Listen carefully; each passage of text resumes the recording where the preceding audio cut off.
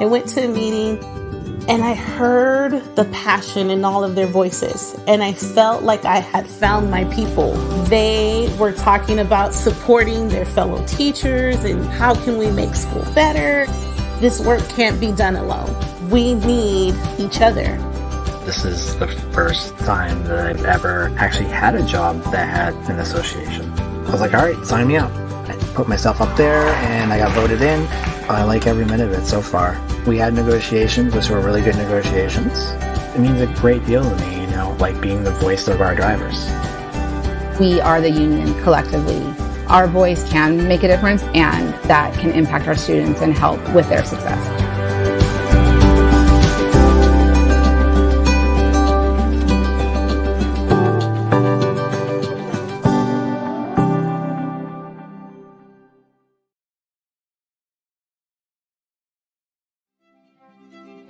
Art is not just something to look at. Art is not just something that comes inside of a gallery. Art is not just something that creates profit. Art is something that gives hope. Art has no barriers to language.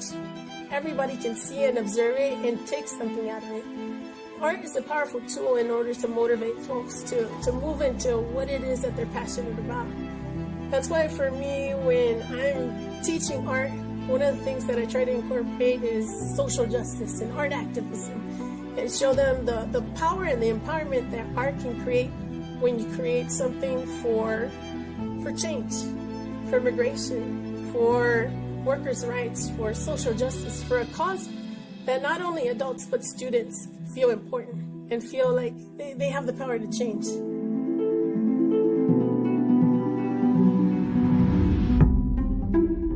As a teacher in K through 8, during the day I kind of call it like I teach educational art, and during the night I teach citizenship classes. When it comes to education, I feel like education needs to have that connection within community, within education, or within story.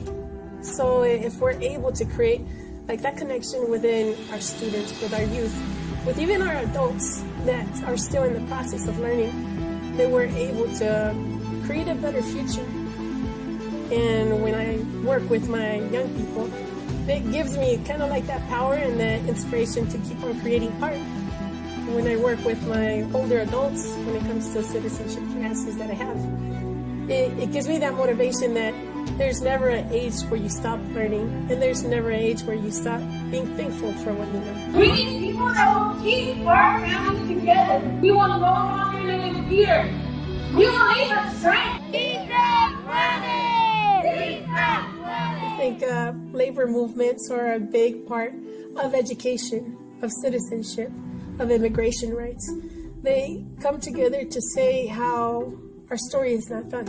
Our story is not finished. We are not just the only people that are going to end up in our history. We need to push it forward for our children, for our education, and for our future. Our truths are our lives. Our truths are our stories. Our truth is our children, and we need to listen to that truth. The truth is not so much as talking as far as being able to hear each other out. Our empowerment is to be able to give that hope for our families, to give our hope for our educators, to give our hope for our children. That is why we have to fight. There's hope because there's struggles. There's strength because there's times where we feel that we can't do it alone, or we can't do it at all. I want to create something, to create a change for what it is that I want to fight for. So it's that beauty, that power and empowerment come together within art, and how students, no matter what age they are, no matter how old they are, can still create and still put forward for progress.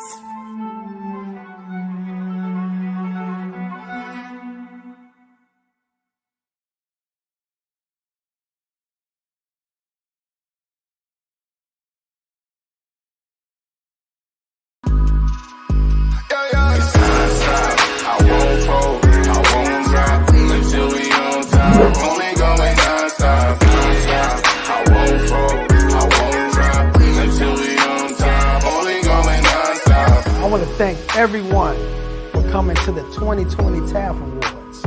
This was a show like no other, people.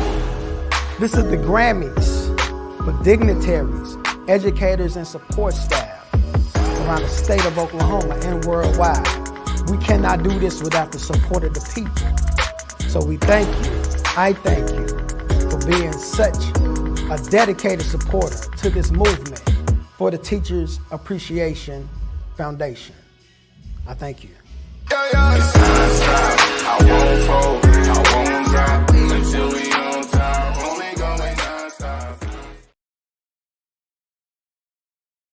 The difference between thinking and doing and living in the 21st century. They teach us about being a real quarterback-oriented games. We don't have to just use video games and live in the shadows of good things because of them.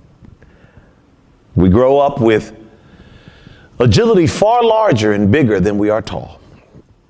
Parents are the champions and have to be our first life coaches and know-it-alls. Who knows how this came to be?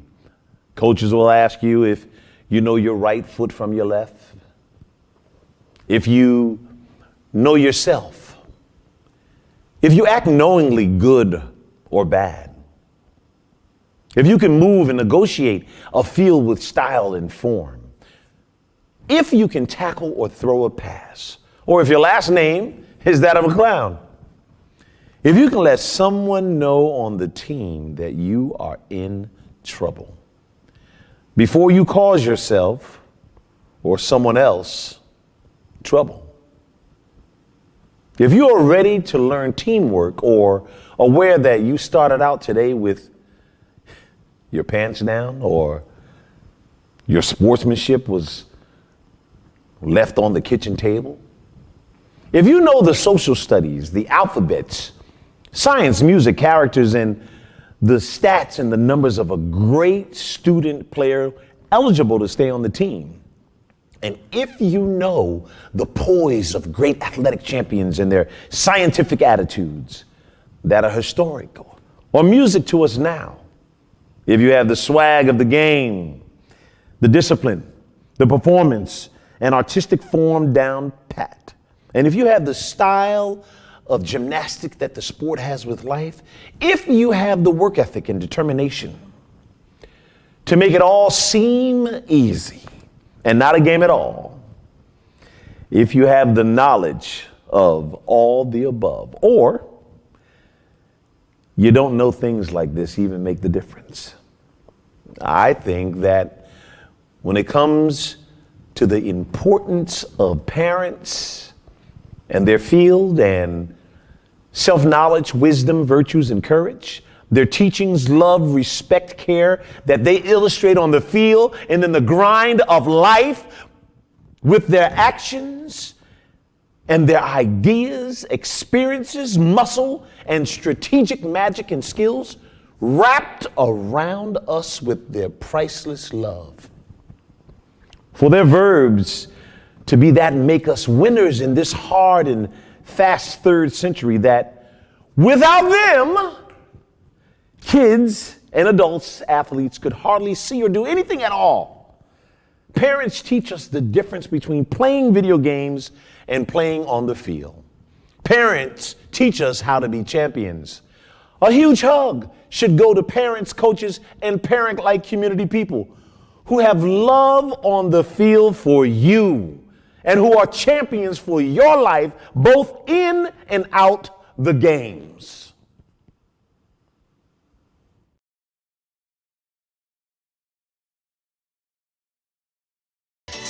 I am Maxine Phillips, Chief Learning Officer of LevelLess, a learning-based coaching company that partners with parents to empower teens to create a strategy for succeeding in life. Are you overwhelmed or feel stuck when your teen is undecided about selecting a career path? Our college and career program provides assessments, individualized coaching, and workshops to help teens identify their unique purpose and select a profession that complements their strengths. Call us.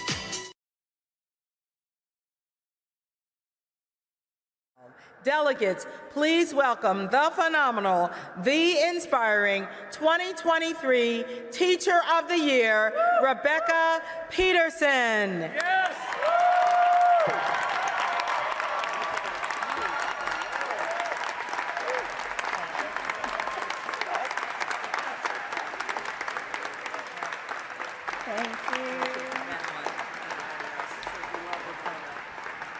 Thank you so much. What a joy to be with you today and celebrate and honor the power of public education.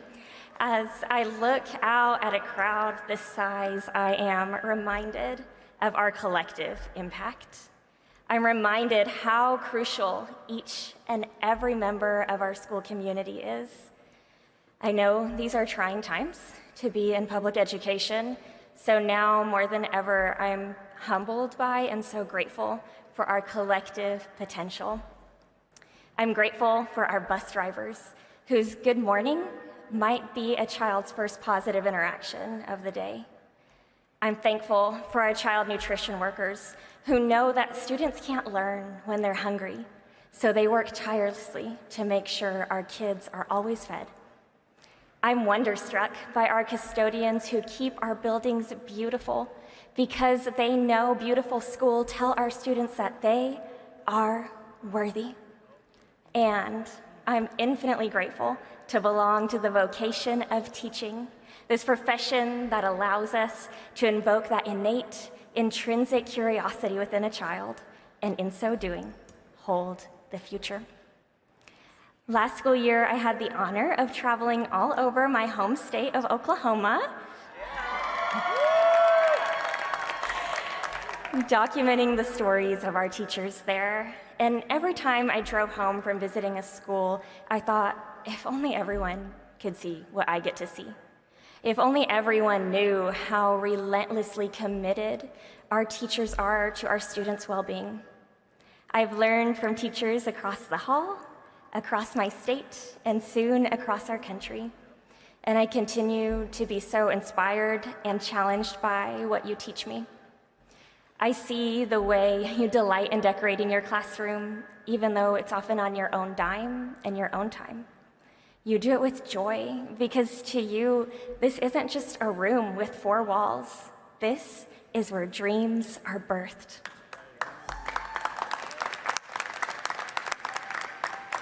I notice the way you embrace the student who came to school with clean clothes, just as genuinely as you embrace the one unable to. I recognize the way you ask a student how to say something in their native language, and in that moment, help our newcomer trade shame for dignity, just like you did with me decades ago. I watch the way you know when to praise the smallest of victories and when to push for better work. I know the way you write and rewrite letters to parents and guardians, ensuring you do right by them. I remember the way you whisper, "Have you ever thought about being a teacher?" And with one sentence, forever change a trajectory. And I stand witness to the way you make your place a welcome, make your classroom a place of welcome. You don't know this, but there's a student who isn't sure if life is worth living, but he keeps living because of your class. I see you. I and others see you tending to some of the greatest needs of our communities. And here's what I know. Every day, as we unlock the doors of our classrooms, we swing wide the doors of opportunity. Each time we open a book, we open a space to grow. We pick up pieces of broken pencils in one moment and pieces of broken hearts in the next. We show how to add proper place value as we add and place value. We teach on the battles fought for freedom, and we hope this thing we're a part of, this thing called public education, will indeed free them from marginalization, from systemic inequities, from generational poverty. This is why we teach.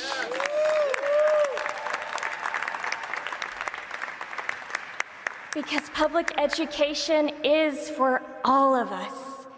Teachers, you hold our democracy, a kind of freedom not available to every child on this earth. And regardless of our governing structure, we know education is liberation. As an Iranian American woman, I stand acutely aware that liberty for us all is no guarantee. Rather, it's a product of a nation's people insisting we belong to each other.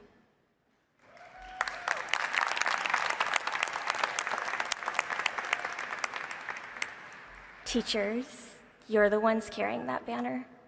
Thank you for carrying our mission that every single child is in, no matter the color of their skin, zip code, or gender, no matter their socioeconomic background, religious affiliation, immigration status, or sexual orientation.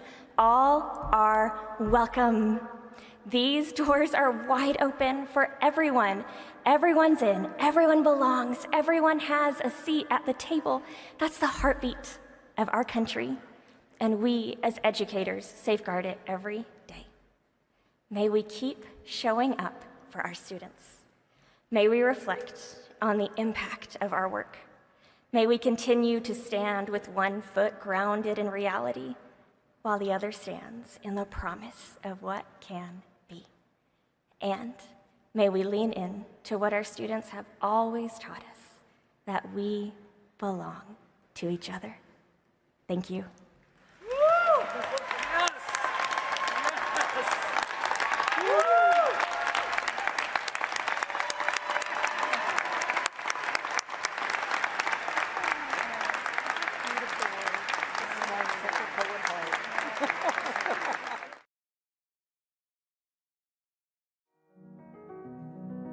As a young child, I did have a stammering issue. It wasn't really until the 3rd grade where I had an instrumental teacher that really tried to pull me out of sort of the silence I was in. And that's when I really started to articulate that I wanted to be an artist and an art educator. Because I'm the youngest daughter, I saw my sister struggle with having children and having a full-time job. Seeing my sisters and a lot of my colleagues, as soon as they had children, they were like, I want to come back, but I don't think I can. And so they decided to wait until their children were 8, 10, 12. And that's a huge loss to our profession.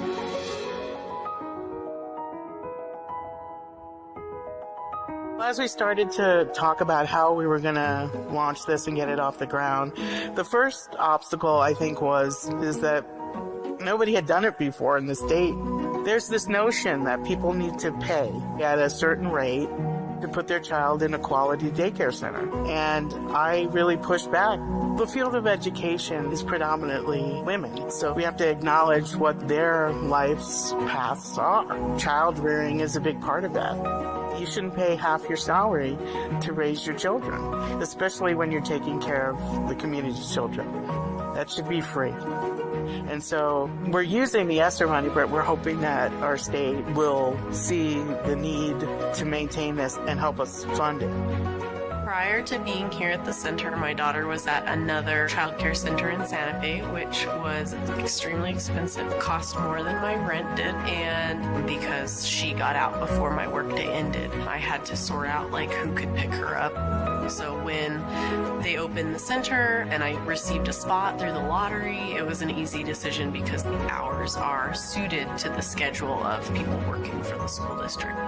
So the mission of the Child Care Center is more than to alleviate expense for our employees. I didn't know how I wanted to go into education until I actually started internshipping here. These kids are, 1 to 3 years old, and they're like really independent. When I was growing up, it was just, okay, go play with the toys. It's here, they have a curriculum that they're teaching the kids. This is not any normal child care center, it's more than that. It's an environment that's gonna help them discover and be curious about art and books and reading and all the things that we want young children to be exposed to. And we partner with museums and do other things like that. I really emphasize a lot of the social emotional learning. It's how to interact with peers. And I think those are skills that are so important and will benefit her for the rest of her life. If we don't invest in raising children, then we're not really investing in a female workforce. We need more resources. We need a center like this where we can place our children and feel confident that when we come and pick them up, they've had a great day.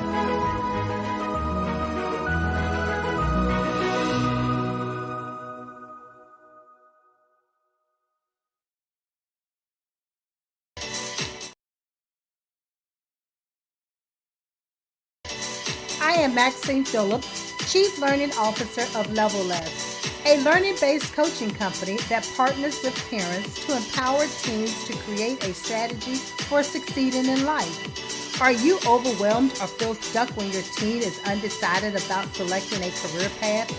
Our college and career program provides assessments, individualized coaching, and workshops to help teens identify their unique purpose and select a profession that complements their strengths. Call us